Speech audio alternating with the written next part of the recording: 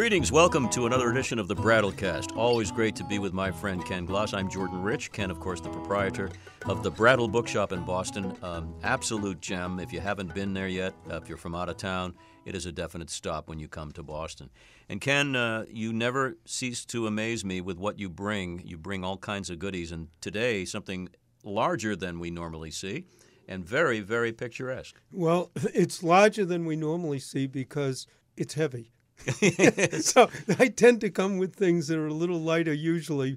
But one of the great things about doing this is I never know what I'm going to see, who's going to call, where we're going to go. Right. And a lady called me and she said she had some Audubon books, which were very nice. But she also, one of her relatives had gone to Japan as a tourist. And what do you do when you're a tourist? You bring back mementos. Well, she must have been a tourist in the 1880s. Now, what you have to realize is Japan really wasn't open to the Western world until the 1850s when Perry went. Mm-hmm. And so this is only 30-something years later. Mm-hmm. And Japan, now if you say you want to go to Japan, it might take 25 hours. It might take a day and a half on a plane. And that seems like such a long way. Of course, back in the 1880s, it was weeks to get to Japan. By boat, of course. By boat, and, some was luxury. But the 1880s is really where Japan started to open up. So went to this lady's house. They had a few tourist items, but they obviously were relatively wealthy tourists. And I saw, she didn't show me at first, but I saw an album on a table. And I said, gee, is that a Japanese album? And it's hard to describe, but it's a beautiful lacquered album with a nice scene of Japan on the cover, some figures in good condition overall, nice leather spine on it. But I knew what was going to be inside. And what you do is when you open it and you see there are beautiful, basically about 8 by 10 size, color, hand-colored photographs of Japan. Pagodas, Shinto temples, all that kind of stuff. Well, and even in definitely temples. Wow. There's in between the photos or paper so that they don't transfer. But what you also get as you go through it is, we're getting a lot of temples, but what even sometimes is more interesting is some of the people, and then you see their dress, their costume. Mm-hmm. Now, and in the 1880s, photography also was just getting to the point where it was very popular, and it was doing enough that it was also becoming a little more affordable. Photographs started in the 1830s and 40s, but they were incredibly rare. I have a question. Sure. Who's taking these photographs? Is it the travelers, or is it a professional photographer in Japan? Well, I was actually getting to that. Oh, I'm sorry. No, it's good question, it's a right? good question. Yes. It's an obvious question. Sometimes you go and you see albums like this that people actually brought their own cameras, but cameras weren't little. They weren't the Kodak box camera yet at that period. Yeah. So if you brought your own camera, you were bringing a lot of equipment, and very, very few tourists would bring that kind of equipment, all of the chemicals necessary, all of the glass negatives that you needed. So these were professional. And the professional photographers realized early on that people wanted mementos of their trip. Mm-hmm. Now, again, if you were wealthier, you obviously had the money to buy nice mementos. But what would happen is they would take these photographs, they would have them very beautifully hand-colored, and then you'd walk into a shop, and either they'd have an album like this somewhat prepared, or more likely they had a catalog, or they had a whole series on the wall or in files of photographs, and you go, I want that one, I want that one, I want that one, and you'd put together your own album. These are not tiny squares. These are large, what are they, 8 by 11s? Or? Yeah, the squares, they're on cardboard, but the photos are around 8 by 10. They're in that range. Yes, but they're gorgeous. They're gorgeous photos, and one of the things, too, that you'd pick what you wanted. So it might be the cities that you went to, it might be the scenes you went to, but it was sort of a centralized location. And so sometimes you see these albums and they're all different. In other words, if someone calls me and they say, I have one of these Japanese albums, it doesn't mean immediately that should come right off. I'm just trying to get the paper up. I don't want to. See, yeah, okay, well, there you go. fine. Okay. And so every one of them can tend to be different.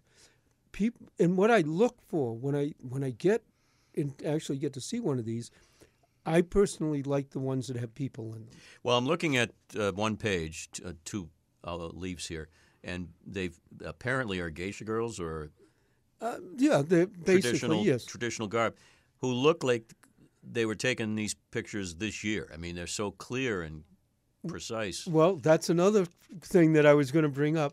When you get an album like this, just from a point of view of the collector and what they're looking for, one of the first things they look for when they open it, are the images still sharp and bright? Have they faded? Has the color faded? Have the lines faded? Are they still sharp? Because that does happen, that things will fade, and then you look at them and they're a little bit washed out. Now, they still have value, but the sharper the image, the brighter the color, the better the condition they're in, obviously, the better they like them. Now, did the individual who had this know what she had in terms of its value? Or well, she knew that it was valuable, yes. Mm-hmm. And it was something that, right now, this one, I think we have priced a little over $3,000. Mm.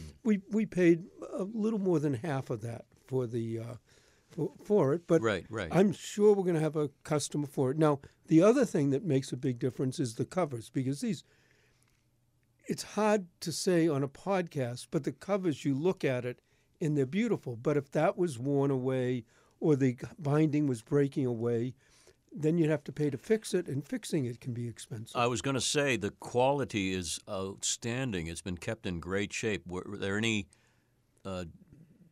tips on how they did it? Anybody know how this stayed so They probably intact? never looked at it. Probably left it closed. They left it closed and didn't look at it very much. Wow. Okay. It's interesting, too, because as photography is a very collectible subject, and there are people who collect travel photography and they collect sort of tourist photography. They also obviously collect other things.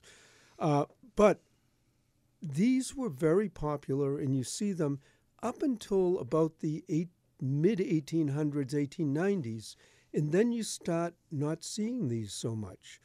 And a couple of reasons.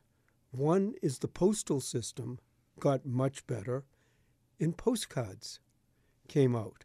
And as postcards came out, so instead of paying large sums of money and heavy, then the pictures on the postcards, and they were very cheap. You could mail them cheaply. So around the turn of the century, you don't see many albums like this after the mid-1880s, mainly because postcards were so much easier to carry, so much cheaper.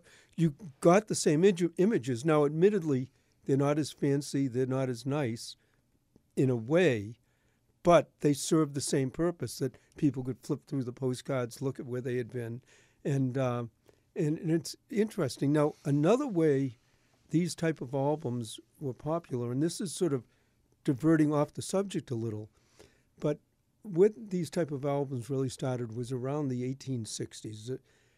College yearbooks. Ah. They also were the same size, same thing, and you went to the store. Like, you could go to Harvard's college yearbook in the 1860s. Do you want all the professors? Which there weren't a huge number of them, because do you want all the students? But then what really makes them valuable are there scenes of Harvard Square? Are there scenes of the baseball team, the football team, the rowing teams? Are there scenes of the staff? Many of them were black and so on, and you'd see the kitchen staff. And those were the ones people didn't get as much. So the same idea, though, sometimes you would get a yearbook. Some of them are relatively thin, some of them are very thick, because these are all sort of one of a kind in the sense that you got to select for yourself. And of course, collectors come in all shapes and sizes, and there are many who are collectors of anything Japanese, let's say. Oh, absolutely. And not only that, but the Japanese art around this time when people started going to Japan and they started really seeing it and bringing back paintings, scrolls, and also the clothes, had a tremendous influence on Western art. And so it all sort of fits together from Perry in the 1850s, sort of opening it up to the West, slowly but surely Japan opening up to more trade, which was very restricted before that, and then really tourism coming in. And of course, nowadays, one of the things that excited me about this is you turn on the TV and you find series about Japan and Shogun comes to mind. I've been watching it, yes. And yes. Shogun. But that, even things like that, increase the interest, increase the number of people who ask. And well, I think it's a good point to be made, too, since we've done hundreds of these Brattlecasts, that there are so many other items besides the traditional books that are available in the shop that you partake in and that you offer to people, including albums like these. Albums, ephemeral items, postcards. My father used to get in albums like this of photographs or postcards, and he'd have bought a really fabulous library, really rare books. And the first thing he wanted to do was look through the photographs and look through the postcards and just see what was there and which ones because he had a few very good customers that were friends. But he had as much fun with those. He didn't make as much money, but he had as much fun with those and enjoyed them as much. And I even know some houses where he got really good libraries that he was really hesitant because it didn't sound that great. But they said, well, we have an album of postcards. He goes, okay, I'll go. and if they hadn't said that, he might not have gone. And even though he didn't make the money on the postcards, he made the money on the rest of the books.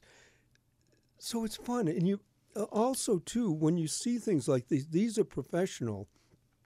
But many times when you see the backgrounds, how they're set up, the flower arrangements, the architecture, what they considered important, it's just a lot of fun. And the only thing about these that sort of slows me down a little is you do have to be careful when you're handling and using them. My grandchildren came to the store the other day. Uh-oh. This was not the first thing I showed them. I would say keep out of reach of children, small children. Well, because they're liable to want to touch everything. Well, what I would want to do is have them start out on the postcards, but I'd want them to get interested. And, I could easily have someone come in the store, a tourist, a person who knows nothing about Japan, knows nothing about photographs, knows nothing about collecting.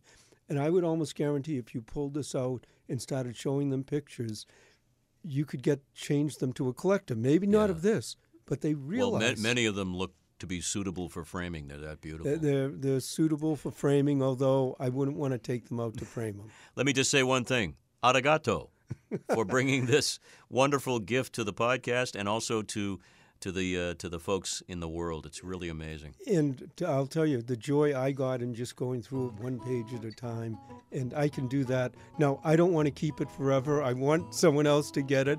That's the business. But I'll get another one of these. You undoubtedly shall. He's Ken Gloss. I'm Jordan Rich. You've been listening to the Brattlecast. Talk to you next time, sir. Thank you. I love doing it. And I'll just mention, if anyone has any ideas, email us. We're happy, and come and visit.